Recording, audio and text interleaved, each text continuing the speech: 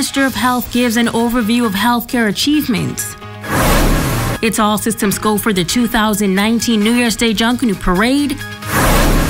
And we wrap up our 5 days of Christmas series. The Bahamas Tonight Northern Edition starts now. This is the Bahamas Tonight, the Northern Edition. Good evening, all. I'm Megan Shepard. Thank you so much for tuning in. Topping news, advancements made within the Grand Bahama Health Services this year as health officials work to improve the quality of healthcare on the island. Tonight, the Minister of Health is highlighting some of those achievements. Senator Darius. Minister of Health, the Honorable Dr. Dwayne Sands, commending healthcare professionals on Grand Bahama for a number of accomplishments over the past year. Minister Sands says that some of the pivotal developments include advancements in the clinical arena. Additionally, implementation of the plan to strengthen prevention, control, and management of healthy lifestyles and chronic non-communicable disease programs was also expedited. The operating theater services were also expanded to include an increase in day cases, with further plans to maximize usage of the facility by establishing an agreement with the Princess Margaret Hospital consultant surgeons to provide visiting on-site surgical services, extending the operating theater hours to 11 p.m., and by the acquisition of additional staff to support these extended hours. The radiology department also experiencing some advancement with the strategically planned upgrade and expansion of their imaging unit. In June of this year, 5 picture archiving and communication systems, just as we heard at Princess Margaret Hospital, the PACS workstations, were installed. This system, which also has a voice recognition and dictation feature and allows for digital imaging to be uploaded in real time, has also been networked at the 8 Mile Rock Clinic and the mammogram unit in Davies House. So images may be viewed from within the RAND, by Princess Margaret Hospital, and other network public hospital authority facilities.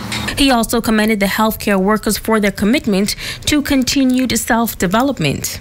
Through efficient strategic planning and meticulous management of available resources, they continue to effectively address deficits and to improve their craft. By way of essential training, 8 participants successfully completed the first cohort competency training for trained clinical nurses. 8 participants completed the first cohort training for first-line managers. 4 registered nurses completed training in community health nursing. 2 completed training in midwifery practices. And nurses, along with doctors, participated in syndromics training. The minister added that come January 2019, a new CAT scanner will be installed at the Rand Memorial Hospital. The countdown is on to the 2019 New Year's Day Junkanoo Parade. As groups prepare to take their A-game to the Pioneers Way downtown, the Royal Bahamas Police Force is also working to ensure that law and order is maintained. This morning, the officer in charge of the Northern Bahamas led a team on a tour of the parade route, and he says safety is their #1 priority. Italia Hall has more. Assistant Commissioner of Police Samuel Butler says officers are excited about the 2019 New Year's Day Junkanoo Parade. Butler and a team of officers took time out to inspect the parade route to ensure that all of the necessary safety mechanisms are in place. We are totally satisfied that all of our security mechanism is properly designed as needed. The police is definitely ready to police this Junkanoo Parade, the upcoming Junkanoo Parade. Now, ACP Butler says officers will be out in full force during the Junkanoo Parade, adding that no sort of misbehavior will be tolerated. We encourage our citizens and visitors in Grand Bahama to please come out. We will assure you a safe environment. I'm sure that the police will be doing its part in its fullness, and we ask every community and partner to do the very same. The venue will also be a no-bottle zone. And so we ask those persons who are vendors to please be very alert to it. We've already had discussions with the vendors about it, and we now also ask the patrons to govern themselves accordingly. We want to maintain this parade as a very safe environment, and we would do our utmost best to ensure that that actually happened. Officer in charge of the Traffic Division, Superintendent Jeremy Henfield, says there will be a number of road closures beginning at 2 p.m. on New Year's Day. We will be closing all of the major thoroughfare, which will include the Mall Road, West Mall, that will be from Adventurous Way back to Pioneers, Pioneers Way between West Mall and East Mall Drive, and then the minor back road area, which is right in the back of the port. But you would be able to ascertain if you come along the Mall Road, if you need to get into the hospital, you would have access to the hospital. And so the major thoroughfare again will be closed. We will not be letting anyone in. Persons who are in needs to get out. You can definitely do that. Now they are encouraging residents to go out and experience Junkanoo, noting that they will be on patrol in the various communities, ensuring that homes are safe. It's Halia Hall, ZNS Network News. The Christmas season is perhaps the busiest shopping period of the year, and one that many local business owners look forward to. The Midnight Madness sale event has become a highlight for participating stores who offer big discounts for just one night while keeping their doors open for extended hours. Tonight, the president of the Downtown Freeport Business Association says this year's event was a success. The Downtown Freeport Business Association dubbing the annual Midnight Madness sale event a success.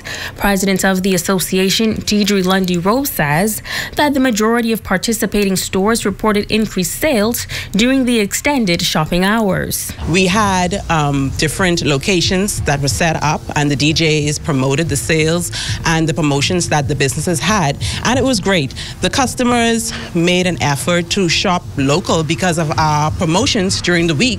They heard us saying, you know, buy local, shop at home, which we always promote. And they did a good job, and they actually made comments and said that they made a special effort to shop at home, which is a good thing, because we have had a soft economy in Grand Bahama for a long time. And I always encourage persons, hey, we can always do our part, and this is a way we can do our part by shopping local. Henrietta Darville of Peekaboo Kids says that although the sales were not exactly what they expected, they are grateful that they did have an increase in business. It was good, but I think it could have been better. I guess because of the weather, and I understand that they were supposed to have a Junkanoo rush out and activities or something for the kids, but they cancel it. So I'm assuming that's probably why it wasn't a big turnout. But it was good. It was good. We made out good. Shopping home is, to me, it's much better. I mean, the prices, our prices I feel that we have great prices. Our prices are good. We also give discounts. We always give our customers discounts.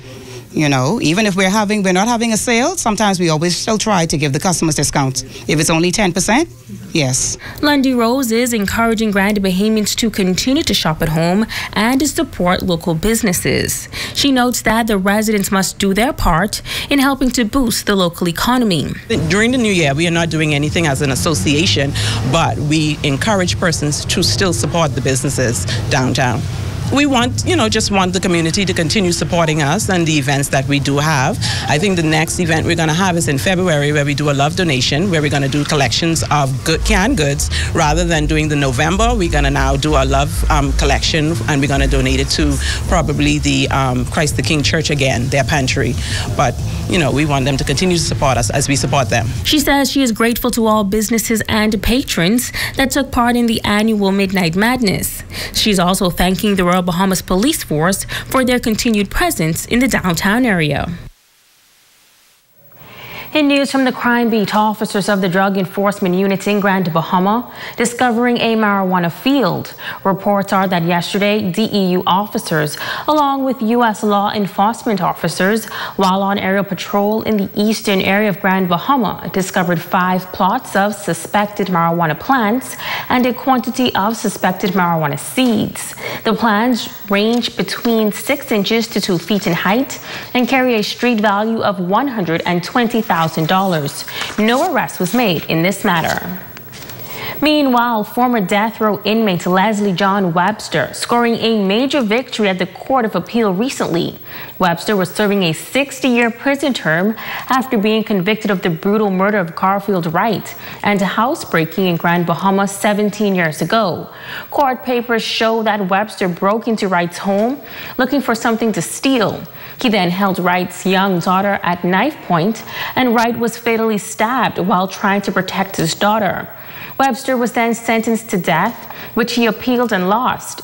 He then applied to the Privy Council, which sent the matter back to the Supreme Court for resentencing. Webster was then sentenced to 60 years behind bars, which he again appealed. In its ruling, the Court of Appeal overturned Webster's 60-year sentence, saying it was unduly severe. The High Court also reduced that sentence to 41 years and took off another 4 years, saying it was compensation for the unnecessary institutional and systematic delays in the matter. You're watching the Bahamas Tonight, the Northern Edition. Stay with us. There's more news right after this break.